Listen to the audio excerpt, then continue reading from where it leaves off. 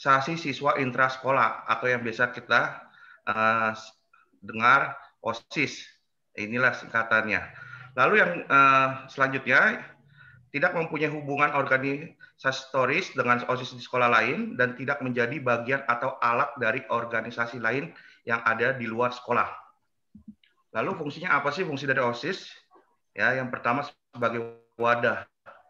Organisasi siswa intrasekolah merupakan satu-satunya kegiatan para siswa di sekolah bersama dengan jalur pembinaan yang lain untuk mendukung tercapainya pembinaan kesiswaan. Ya, disinilah dengan kalian menjadi pengurus OSIS, disinilah wadahnya, di mana kalian bisa memberikan ide-ide kreatif kalian untuk kita melakukan suatu kegiatan. Lalu yang kedua sebagai motivator. Motivator adalah perangsang yang menyebabkan lahirnya keinginan dan semangat para siswa untuk berbuat dan melakukan kegiatan bersama dalam mencapai tujuan. Ya, menjadi semangat untuk yang lainnya. Nah, ini tujuannya, tujuan dari OSIS. Ya, yang pertama meningkatkan generasi penerus yang beriman dan bertakwa.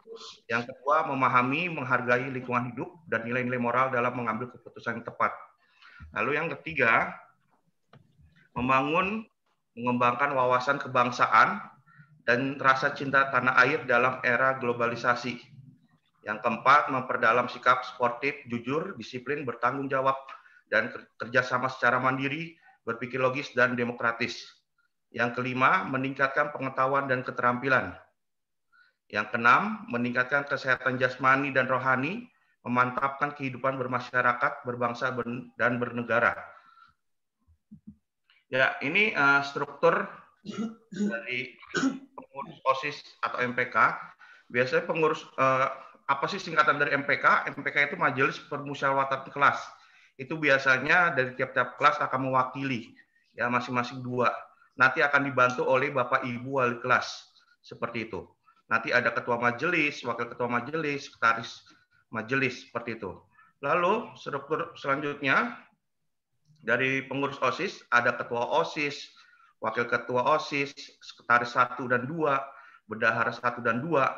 Lalu ada seksi bidang yang pertama keimanan dan ketakwaan terhadap Tuhan Yang Maha Esa. Lalu seksi bidang kedua budi pengerti luhur atau akhlak mulia.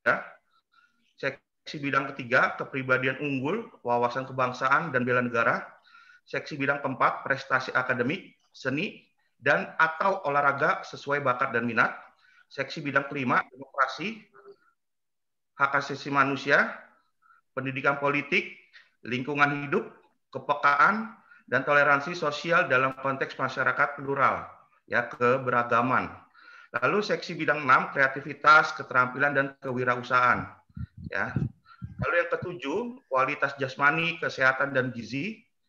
Seksi bidang 8, sastra dan budaya. Seksi bidang 9, teknologi, informasi, dan komunikasi atau TIK. Ya, kita lanjut. Ya, ini persyaratannya ya bagi calon pengurus OSIS masa bakti 2021-2022. Yang pertama, takwa kepada Tuhan Yang Maha Esa, bersih, transparan, dan profesional, jujur, tanggung jawab, pintar, kreatif, serta setia kawan, memiliki budi pekerti yang baik dan sopan santun terhadap orang tua, guru, dan teman, memiliki bakat organisasi, memiliki kemauan dan pengetahuan yang memadai, dapat mengatur waktu dengan sebaik-baiknya, sehingga pelajaran tidak terganggu karena menjadi pengurus OSIS. Lalu yang terakhir, konsisten. Ya.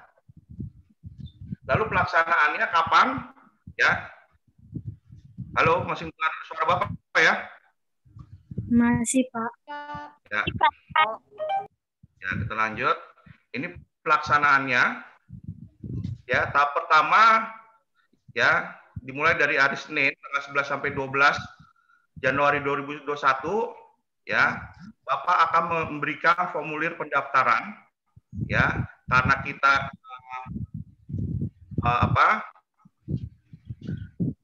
karena kita saat ini belajar online atau PJJ ya, Bapak akan membuat formulirnya dalam bentuk GF ya.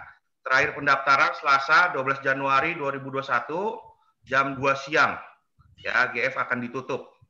Lalu setelah itu ya tahap kedua Jumat 15 Januari 2021 akan diadakan wawancara untuk calon pengurus OSIS ya atau MPK jam 1 siang ya yang dibantu oleh bagian kesiswaan Buning dan saya sendiri ya.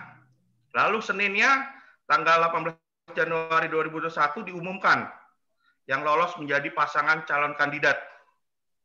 Ya. Lalu tahap ketiga pada Jumat 22 Januari 2021 dimulainya kampanye. Ya, kampanye dengan mempresentasikan visi dan misi program kerja masing-masing pasangan calon kandidat. Ya. Lalu tahap keempatnya ya tanggal 29 Januari ya itu diadakan lagi kampanye terakhir ya untuk lebih meyakinkan agar terpilih dilakukan sebelum pemilihan ya nanti sebelum pemilihan akan diminta untuk kampanye untuk terakhir kalinya. Lalu jam 9 pemilihan pasangan calon kandidat secara daring dalam bentuk GF ya jam 9. Lalu pengumuman siapa yang menjadi ketua OSIS dan sebagainya pengurus OSIS ya akan diumumkan pada hari Senin tanggal 1 Februari 2021. Ya, seperti itu. Ya, demikian yang Bapak sampaikan ya. Bapak kembalikan lagi ke Buning. Silakan KMC, Pak, KMC. Oh, KMC.